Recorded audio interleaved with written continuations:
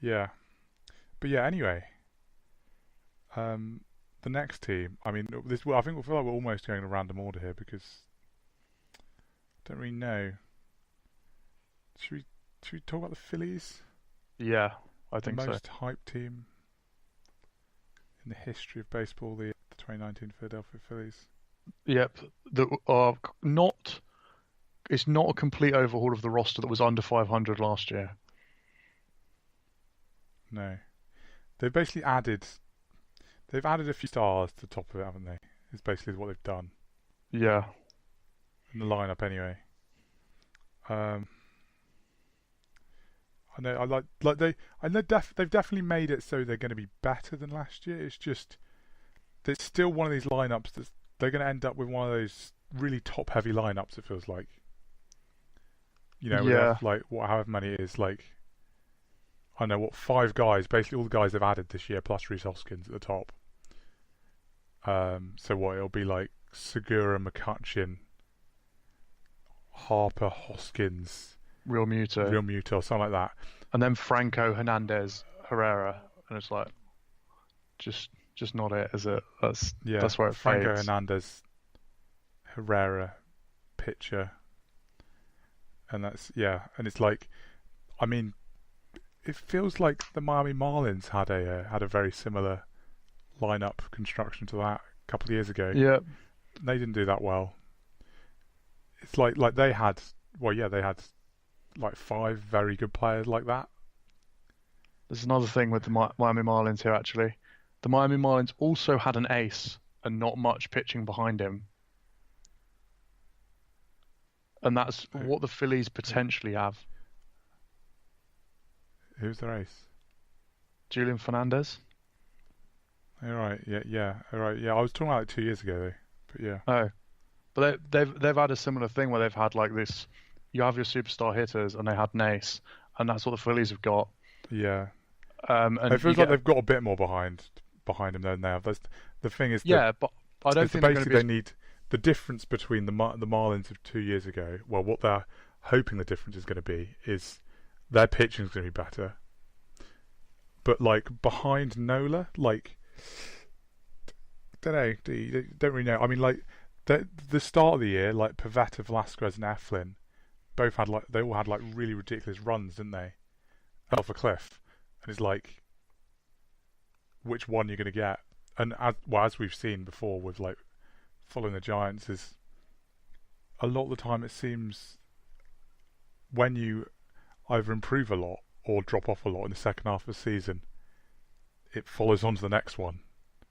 yeah. There's something to And read into usually. it's like if it was the other way around and they were bad and then they were really good in the second half, I'd be like quite confident about them.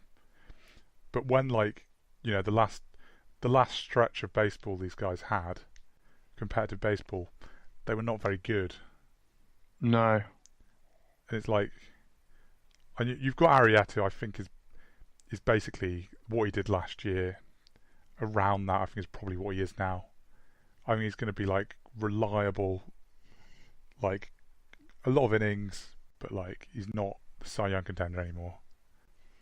And I think, but basically they are hoping on young pitchers really that had very mixed seasons.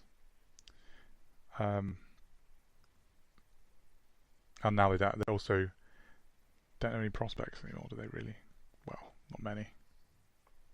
no, like Sixto, and they discarded a couple that had come up, and then like Crawford and Alfaro both being let go. I thought Yeah, because was literally, something. literally a year ago, they were like both like really highly rated prospects.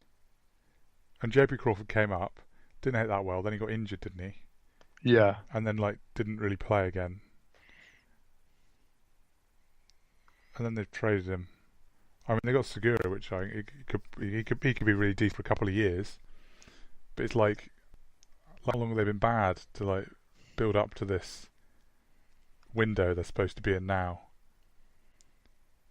yeah, and it feels like the window could be I mean, they're not that basically long. they're hoping to do what they've done with Bryce Harper really, and basically what they've done this off season. I think basically their plan is they're just gonna every off season just spend loads of money on free agents. Problem with that though is teams don't generally like win without like guys on minimum being really good. or at least serviceable.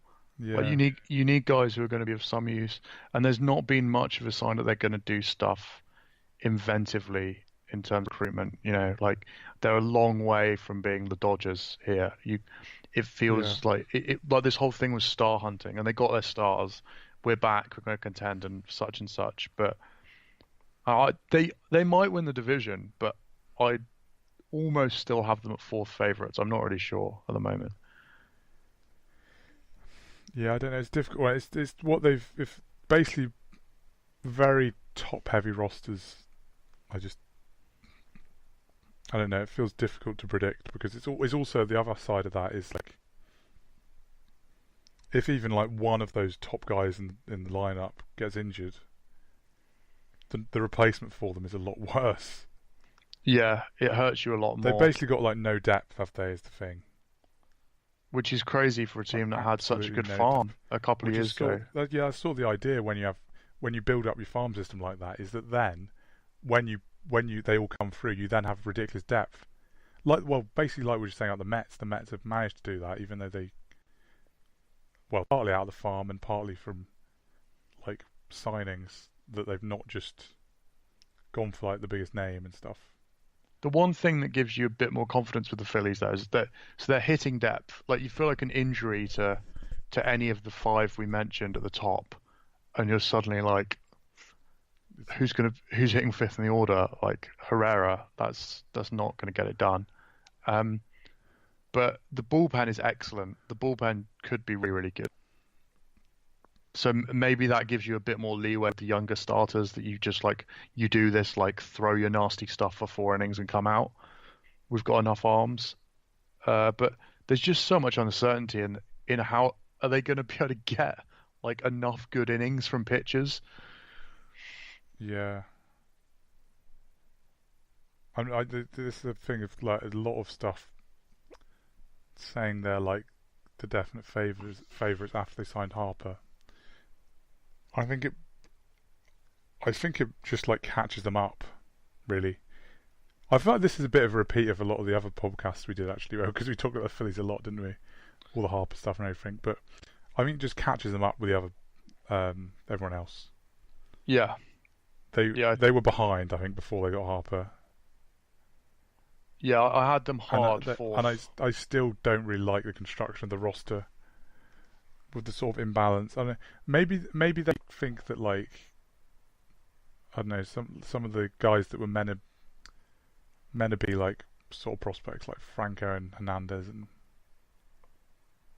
guys like that are gonna like break out or something. Maybe they see something there, but they've all played quite a bit and are just sort of settled into just being an absolutely bang average or even sometimes below average. I mean, I guess Franco and Hernandez did actually have like did improve last year, I think, on their usual numbers. But No, Hernandez struggled last year. Hernandez did he? It was the year. It was 2017 when he was good. Oh, 2017 was his best year. This Scott Kingery's an interest. He's one of the few like upside guys yeah. they've got. He's basically all that whole depth. Yeah, but he was absolutely terrible last year. Yeah, So he's not even depth at the moment. He's basically got to prove he can be a major league player before you can even call him depth. He had 452 at bats and had a 605 OPS in the major leagues last season. yeah. That's not even match worthy. I'm just not the biggest fan. I think it's part of the thing is that I don't know. I guess with the guys like if he did what he did last year again, and you could like rely on that, that's pretty handy. I mean, you know, if you could just have that every year, that'll do for like you're probably your sixth hitter. But with this guy, I feel like there's like a chance they're a lot worse because of their track records. But there's not really much chance of him being like better than that now. Yeah. Don't know. We could be completely wrong about all this, but I just don't get the sense that he is better than that. Like that's as good as you're gonna get. Yeah, I think that's probably relatively fair. Should we skip on from them because, like you say, we've done the Phillies to death, haven't we? In other podcasts. Yeah. This one's actually gonna be like record time, possibly. Where we have still got two. Who should we go with then? Let's go with the Braves. Oh, okay. So, thoughts? I think Johnson has been almost overlooked. Yeah, I agree. With all the Harper stuff and like how the Harper signing pushes them like way above the Braves now. It's like the Braves were already like quite a lot better last year than the Phillies. Yeah. And if Donaldson's like fit and he plays, he is like just as good as Bryce Harper, I think.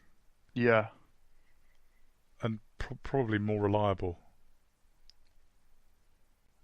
I think I wouldn't say he's been overlooked because he won Rookie of the Year.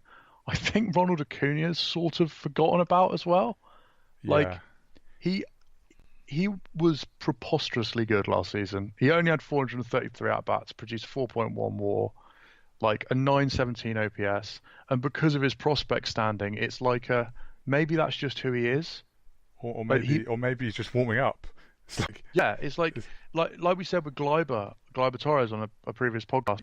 He is, and maybe we'll come on to that with Juan Soto, perhaps when we talk about the Nationals. That these guys who are highly rated prospects, and they come up like and that, then do well, and it's like, that's not really that surprising. But then it's also like, it's only one season or not even a full season in like Acuna's case, and it's like, quite a lot of the time people improve quite a lot going in their second year. Yeah, so he really could be like actually the best player in the National League this year. I think. I don't think it's like relatively possible, Then there's Ozzy Albies as well, who started last year really well. His end numbers weren't great, which is a little bit concerning from what we're saying about numbers getting carried over. But then it's a young player, a full major league season. Like I would consider that too, is that it might have been a fatigue sort of thing towards the end of the year as well. Yeah, he did drop off a bit, didn't he? But yeah, like quite a lot actually. I didn't realise he was actually dropped off for quite that much. He did kind of have to drop off because he had a 988 OPS in April and March. Yeah, he struggled in August and September. I don't know if there's an injury issue there or something, but he was really quite bad. That gives them like quite a lot of uncertainty, I suppose, isn't it? Or a bit the Albies factor of which version is he? Yeah, because if he's anywhere near the 800 OPS guy with that speed, it's just, watch out, everyone. I think Dansby Swanson's a potential breakout guy as well. Maybe, yeah. But he's another one that falls into this. His ceiling's dropping by the week. getting more service time and not getting better. And they've got the ridiculous pitching depth, isn't it, the thing with them? Yeah. They've not got the Aaron Nola sort, really. I mean, like Foltynewicz was really good last year, but he's not got like the track record or the pedigree. I mean, we'll have to see. Like, he could just carry on being that good, I suppose, but he wouldn't bank on it. But the thing that's really exciting about them is they are, whereas it feels like the Phillies have already they've spent all their prospects and they're like already this is them now, this is their peak. Like almost all of their pitching prospects, like the ridiculous number of pitching prospects they've had over the last few years, are yet to come. Yeah. Or yet to like have a proper go. Like, I think quite a lot of them now have, pitched like a few innings in the majors and stuff. But like, a mix of those guys, like some of them will be coming out the bullpen and stuff. Some of them